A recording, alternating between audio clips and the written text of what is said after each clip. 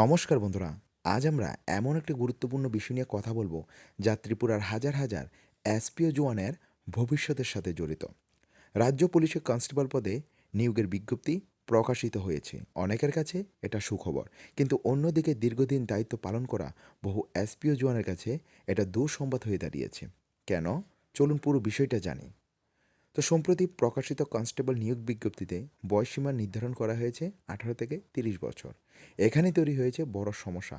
দেখুন, ত্রিপুরা পুলিশের যে এসপিওরা যারা দীর্ঘদিন ধরে কাজ করছে, যারা 2000 থেকে 2007 সালের মধ্যে নিয়োগ হয়েছে, তাদের বয়স কিন্তু 35 থেকে 45 বছরের মধ্যে হয়ে গিয়েছে।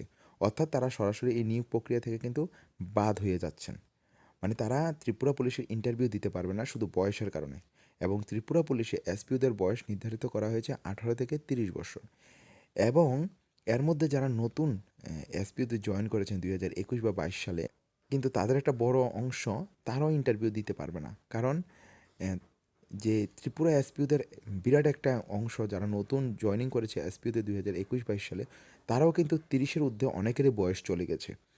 খুব কম সংখ্যক আছে যাদের বয়স 24, 25, 26, কিন্তু বেশিরভাগ 30-এর ঊর্ধ্বে চলে গেছে।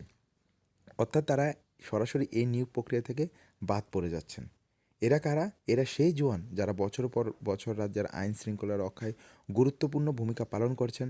নির্বাচন, উৎসব, অশান্ত পরিস্থিতি সব জায়গায় তারা দায়িত্ব পালন করেছেন। কিন্তু এখন যখন স্থায়ী চাকরির একটা সুযোগ এসেছে ত্রিপুরা পুলিশে, তখন বয়সের কারণে তাদের একটা বড় অংশ বঞ্চিত হওয়ার আশঙ্কায়। তো দেখুন, 2018 সালে বিধানসভা নির্বাচনের আগেও কিন্তু প্রতিশ্রুতি দেওয়া হয়েছিল ক্ষমতায় এলে এসপিও জওয়ানদের নিয়মিত করা হবে।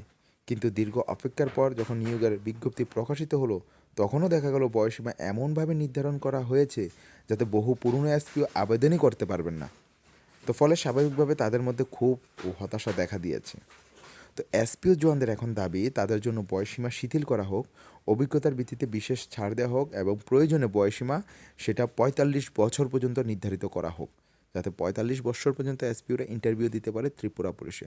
কারণ তারা নতুন প্রার্থী নন, তারা ইতিমধ্যে মাঠে কাজ করার অভিজ্ঞতাও আছে এসপিও জওয়ানদের। এখন প্রশ্ন হলো, বছরের পর বছর দায়িত্ব পালন করার পরও কি তারা এভাবে বঞ্চিত হবেন, নাকি সরকার তাদের অভিজ্ঞতাকে মূল্য দেবে? আপনার কী মতামত? এসপিও জওয়ানদের কি বয়সে ছাড় দেওয়া উচিত কি উচিত নয়? কমেন্টে আপনার মতামত জানান। ভিডিওটি গুরুত্বপূর্ণ মনে হলে শেয়ার করুন যাতে বিষয়টি মানুষের কাছেও পৌঁছায়। ধন্যবাদ। Thanks for watching.